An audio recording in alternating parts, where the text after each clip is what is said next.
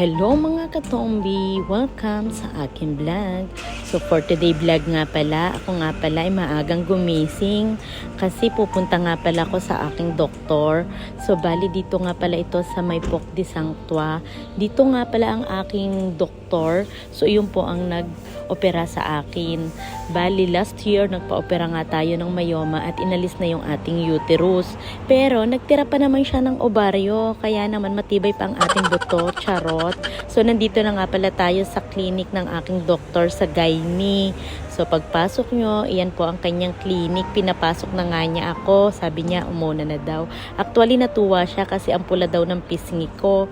Tapos ibang-iba na daw talaga ako. Very healthy. Pero anyway, kaya ako pumunta dito kasi gusto ko pong magpa-test sa cervical cancer. And kaya po ganyan ako po ay kukuhanan ng specimen. Alam nyo, ang sakit pala pag virgin. Pero may ginagamit po siyang tube talaga para sa may virgin at para po sa merong partner. Alam niyo yung hindi na virgin. So anyway, ito po yung contact number niya. Kung gusto niyo pong magpa-check up sa gynae, ayan po yung number at address sa mga gusto pong magpa-check up na babae. Okay, may medical po natanggap, kartibita, lahat po. Kahit po wala kayong card, magpa-check up po kayo kasi very important. So yun na nga ikukwento ko, itutuloy ko ang kwento ko. So pinapsmar po ako.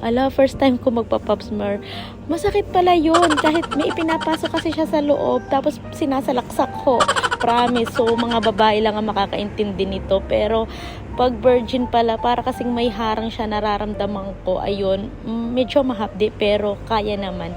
So ayun lang, huwag kayong matakot. Alagaan natin ang ating sarili at sana po makatulong itong vlog ko sa inyo. God bless po. Bye bye.